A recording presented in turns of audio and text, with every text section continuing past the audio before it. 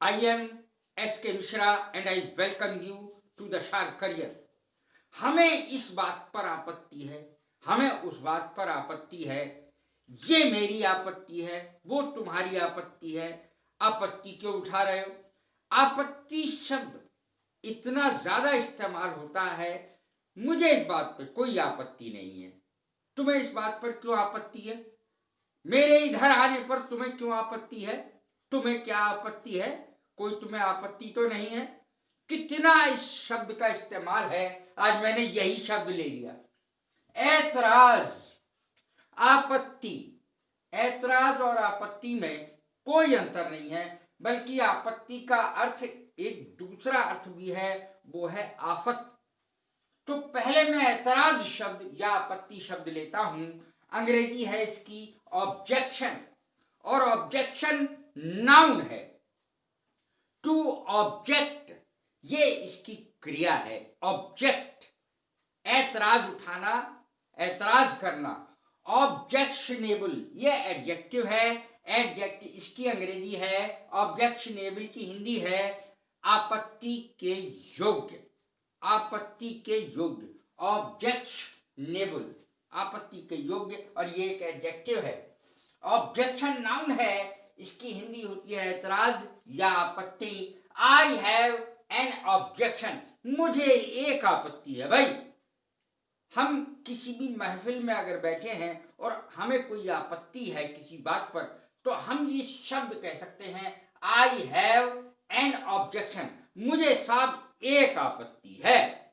इस प्रकार से हम बोल सकते हैं। यदि हमें कहना है हमें कोई आपत्ति नहीं है, आई हैव नो ऑब्जेक्शन, मुझे कोई आपत्ति नहीं है। टू रेज एन ऑब्जेक्शन, आपत्ति उठाना।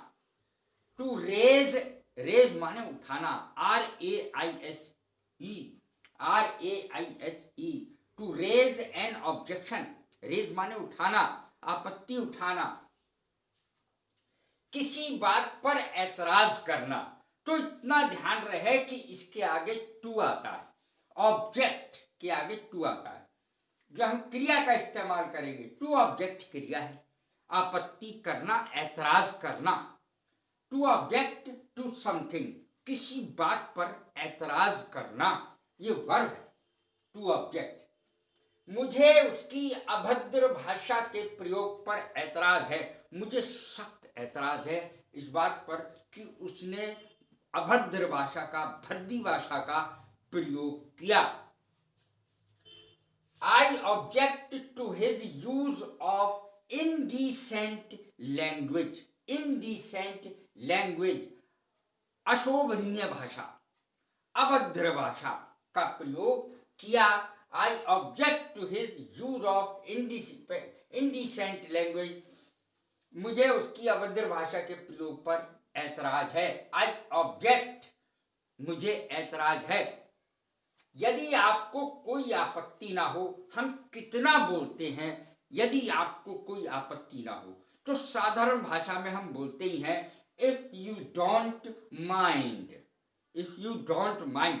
लेकिन हमें ये नहीं पता कि माइंड की जगह दूसरा शब्द भी प्रयोग किया जा सकता है, और वो है ऑब्जेक्ट।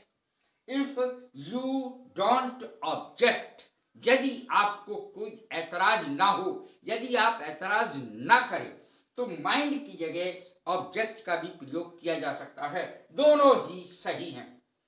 उसने इस बात पर आपत्ति की, ही ऑब्जेक्टेड टू इट, उसने इस बात पर आपत्ति की, ही ऑब्जेक्टेड टू इट। मैंने इस बात पर आपत्ति की, I objected to it. We objected to it, हमने आपत्ति की इस बात पर। यू ऑब्जेक्टेड टू इट, तुमने इस बात पर आपत्ति की। दे ऑब्जेक्टेड टू इट, उन्होंने इस बात पर आपत्ति की। इस तरीके से हम ये सेंटेंस बनाएंगे। ऑब्जेक्ट के आगे टू का प्रयोग होगा, ये जरूर देख लें। क्या आपको मेरे इधर आने पर कोई ऐतराज है? क्या मैं इधर आता हूं या मेरे वहां जाने पर आपको कोई ऐतराज है? मेरे इधर आने पर आपको कोई ऐतराज है? कैसे बनेगी इसकी अंग्रेजी देखें। Have you any objection, have you any objection to my coming here, मेरे यहां आने पर क्या आपको कोई ऐतराज है। Have you any objection to my going, क्या मेरे जाने पर, going there, to my going there, क्या मेरे वहां जाने पर आपको कोई ऐतराज है। आपत्ति या आफत, कैलेमिटी इसकी अंग्रेजी होती है दूसरी। आपत्ति का एक अर्थ, आपत्ति का एक अर्थ आफत भी है। आफत झेलना या भुगतना। I had to suffer a calamity, मुझे एक मुसीबत, आफत झेलनी पड़ी। I had to suffer a calamity, जब हमें पड़ी शब्द का प्रयोग करना पड़ता है, I have to go there, मुझे वहां जाना पड़ता है या मुझे वहां जाना है। आई हैड टू सफर, तो हैड टू या हैज टू का, हैज या हैव टू का प्रयोग वर्तमान में होता है प्रेजेंट में, और पास्ट में होता है हैड टू का प्रयोग। I had to suffer a calamity, मुझे मुसीबत झेलनी पड़ी, आफत झेलनी पड़ी। तो सफर, सफर माने भुगतना या झेलना। इसकी अंग्रेजी जरूर ध्यान रखें, वक्त पर इसकी अंग्रेजी कभी ध्यान ही नहीं आती है। भुगतना पड़ेगा तुम्हें, जब हम कहते हैं भाई तुम्हें भुगतना पड़ेगा, you will have to suffer, तुम्हें भुगतना है, यू हैव टू सफर, तुम्हें भुगतना पड़ेगा, you will have to suffer. इस प्रकार से भुगतना या झेलने की अंग्रेजी एक ही होती है, और वो होती है टू सफर, SUEER, SUFFER, सफर, सफर माने झेलना या भुगतना। मैं किसी आफत में पड़ना नहीं चाहता। I don't want to be overtaken by calamity, by any calamity, मैं कोई आफत में नहीं पड़ूंगा, मैं किसी आफत में नहीं पड़ना चाहता। I don't want to be overtaken by calamity, मुझ पर आफत टूट पड़ी, आपत्ति टूट पड़ी, आफत टूट पड़ी, एक ही बात है। एक कैलेमिटी befell me, एक कैलेमिटी befell him, एक कैलेमिटी befell her, उस पर एक आपत्ति टूट पड़ी। स्त्री है तो हर कह दीजिए, पुरुष है तो हिम कह दीजिए। मुझ पर एक आपत्ति टूट पड़ी, एक calamity befell me। I don't want to invite trouble, मोल लेना, आफत, आफत मोल लेना, आपत्ति मोल लेना। इसकी अंग्रेजी क्या होगी। To invite trouble, to invite trouble, invitation देना, आमंत्रण देना, आफत को, मुसीबत को आमंत्रण देना। I don't want to invite trouble, मैं आफत मोल लेना नहीं चाहता।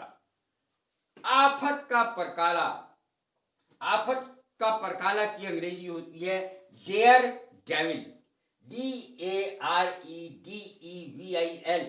Dare devil.